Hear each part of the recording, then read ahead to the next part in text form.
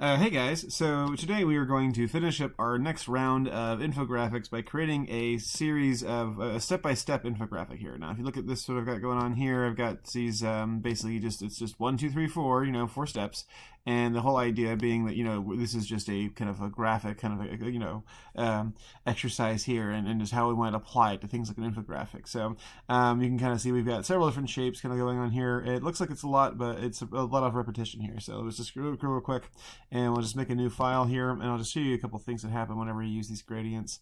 I'm going to make mine 8.5 by 8.5, and I'll just press create there, and I'll start off by just creating a rectangle that goes across from corner to corner here. You can actually have it go outside the whole thing if you want, that's fine too. But I'll just fill that up with, I chose this gray that's like 3 from the end here. You could choose a darker one, you could choose a lighter one. The whole idea is that you want it to be sort of a subtle gradient as you create your shape here. So I'm going to get my rectangle tool again, and I'm going to create another rectangle here that's going to go across. It can be as long as you want, as tall as you want. Leave room for at least 4. And we're going to take over here on the left these 2 little widgets here. Click on those with our direct select tool, and then just drag them to the center so we have a rounded off semicircle on the side there.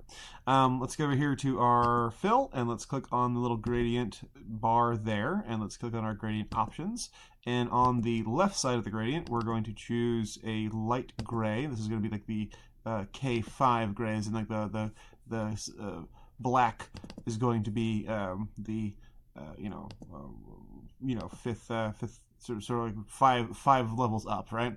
And I'm going to pull this slider back a little bit, and you'll see why in a second. I'm going to pull this back to where it's like 40% or so, and I'll click off of that, and you can kind of see. Let me just take the stroke off everything real quick. I'll take the stroke off, and then you can kind of see what happens there. You kind of see that we have this. So now, once again, if I were just to kind of pull this a little bit further, more towards the side there, you can kind of see it sort of lessens the presence of it being kind of cut off on the end here, and we can kind of see it moving. If I wanted to put this like right in the center, like right at 50% here, I could even use my gradient tool to, say, for instance, drag this a little bit further in. Just so the gradient itself completes before the shape is done, and so then you can kind of see it sort of blends a little bit better in as well. Now, if I were to go, say for instance, right-click on this and go to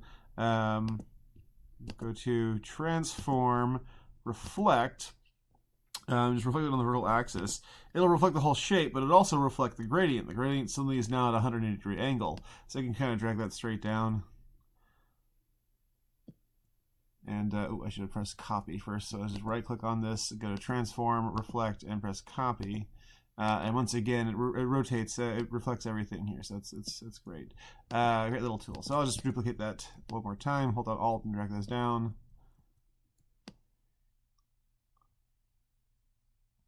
Okay, and then I'll just select all 4 of these, shrink them down just slightly, and see if I can't line them up in the center here. That looks better. So you can kind of see the little look we're going for here. Now we'll add the shadow on the little edges here towards the very end. In the meantime, though, let's see if we can't sort of, what we'll do is we'll just go to our rounded rectangle tool. We'll go to our ellipse tool here, and we'll just draw a circle. So I'm going to see if I can't find my way into the center of this circle here. So going from the outside, right about, I would say here, where the flat edge ends, I can just hold down the Shift and the Alt key and sort of create a circle that sort of meets up along this little axis here. And I'm just going to change the color to something like, I don't know, blue. And then I'm just going to Alt drag that down a bit over here. Actually, before I do anything else, I'm actually going to Alt drag this and sort of create a little copy of it.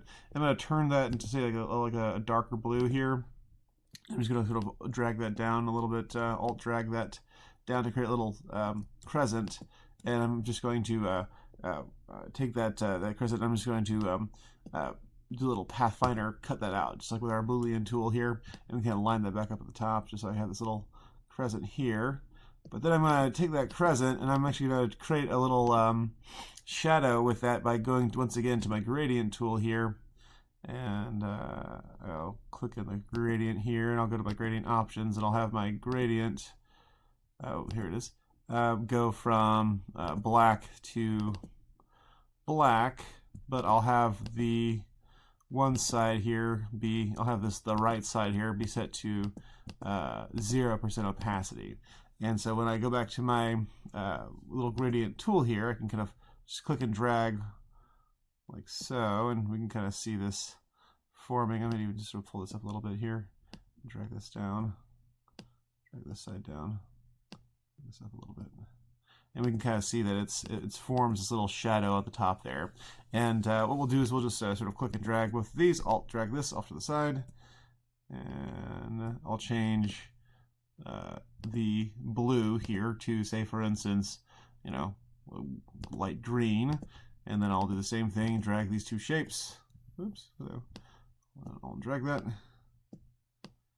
Right here, looks good, lines up. I'll change the green to, say, I don't know, this little orange color here. I might lighten that up some. Go to my HSB, hold the saturation down a good deal. Maybe the darkness too. All right, and then get both these. I'll drag this down. Oops.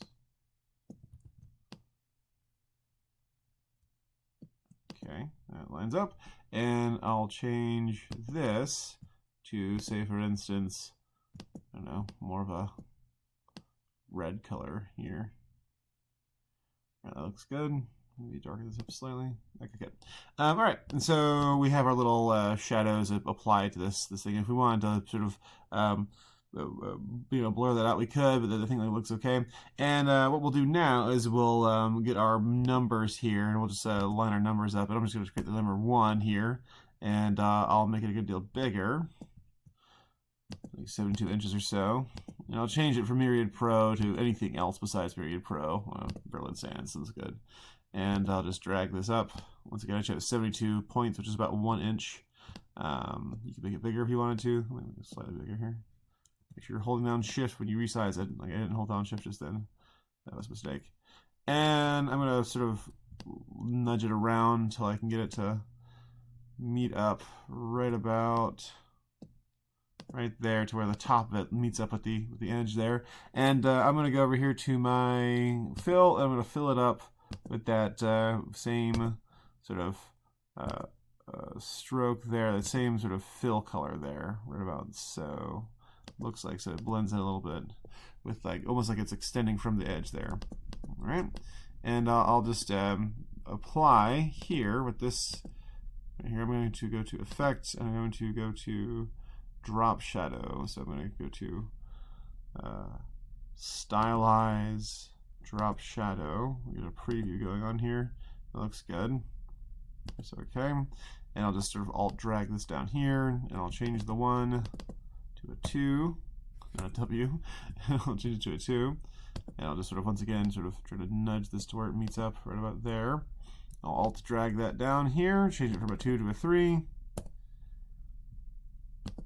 grab it, nudge it, and Alt drag that down, change it from a 3 to a 4. Hello, make sure we Alt drag. 3 to a 4.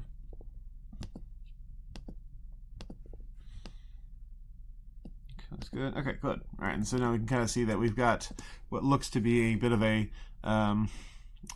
you know, sort of a thing going on here, just like the sort of shadowy area, as if like this is this little gray shape is somehow above, is separated from the circles there.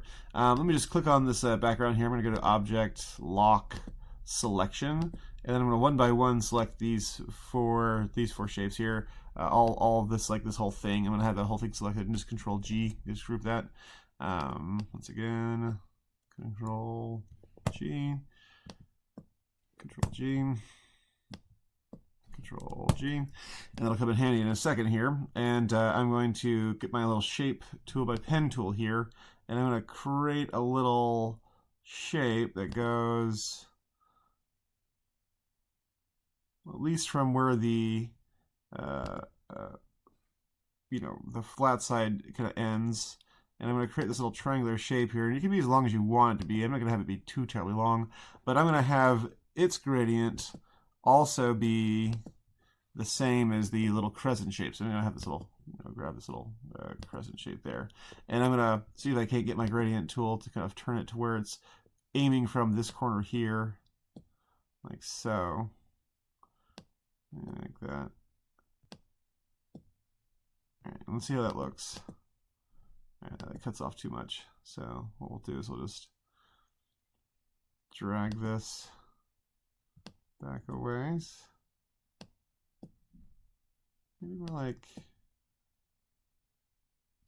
turning it down some, like so.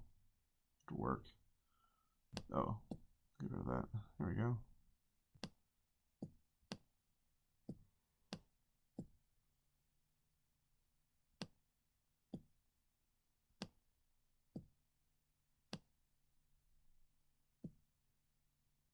I'm just sort of messing around with this until I get to where it looks like I wanted to look. Looks okay. Maybe I could have it even be a little bit bigger, like kind of going down like that. All right, and yeah, okay. Well, at any rate, so what we have here is this little shadow kind of extending out from this. Maybe we can have it longer and just have it sort of be kind of casting downwards here. Let's see if we can't manipulate this a little bit further towards the corner. Yeah, that looks good. And we'll pull it in a little bit here. Okay, and so what I'm going to do is I'm going to go to Effect. I'm going to go to Stylize. No, I'm going to go to Blur down here under Photoshop Effects and just use the Gaussian blur. And I'll, say, whoops, let's make sure we have this. Okay, try this again. Once again, Effect. Apply Gaussian blur, right? And that was probably a bit too much. Let's go over here to Effect, Blur, Gaussian blur, and say for instance 11 or so. And then what we'll do is we'll just kind of we'll just click on this group here and we'll just Control Shift, close bracket. Oh, hello, what happened there? Why is that not part of the group? Back this up here. Control G. All right. Okay, that's good. Okay, and we'll just do the same thing. Right click on this, transform, reflect, transform, reflect, copy, and then drag that down here. And then we'll just sort of drag these two groups up to the top, as it were. This one up to the top. And then we'll once again drag this, right click on it, transform, reflect, and press OK. And I'll just sort of pull this down some to where it's beneath this.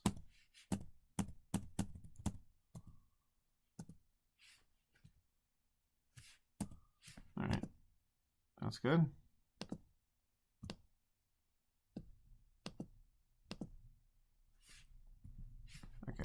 Cool. All right, that looks good. And now we'll just add our text here. So I've got like 2 bits of text here. I'm just going to type this out. Step 1, or first step. We'll say first step. So I have the first step. And then I'll just shrink this down a good deal. Say, for instance, like 18, 19, 20, 38, 36. That looks good. First step. And I'll color that first step. I'll color that text the same color as my little box there, and I'll just drag this down a couple times and just type these out here. Second step. The eye on the keyboard for your eyedropper tool. Click eyedropper tool. Click eyedropper tool. And then we'll just third step, fourth step, and we can have these sort of hanging out on top of the shadows to where it looks as if this is sort of set apart from it all. Yeah, okay, cool. That looks about right. I just want to make sure that these are all lined up here, so I'll just put this right about here. We'll say. And I'll line this up to the first step here. So right about here, that's good. And then we'll just take our text tool here and we'll make sure that our fill is at the black and that our text is now 12 points, and then we'll just sort of create a little text box here that has the filler text in it. And we can keep the same font for all that. Just make sure it's lined up to your title here. Okay, yeah. Gotta watch it. How many times I press the shift key here. Alright, I'll just alt drag that straight down. And I'll drag it up. I'll drag it down, holding on shift. Alright, great. Okay, cool. So a couple things that you could change here or there. For instance, I'm not really sure this fits very well. I think it looks it's kind of hard to read where the E is over the shadow. I can conceivably change that. I'm not sure if I really enjoy how light this yellow is. So yeah, but it's up to you just in terms of readability. I think that it still kind of survives. But this is a fun little design, I think, which is just a good little use in terms of just using colors and gradients and how they act whenever you use the reflect tool and stuff. All right, very cool. Cannot wait to see you guys produce. See you in class.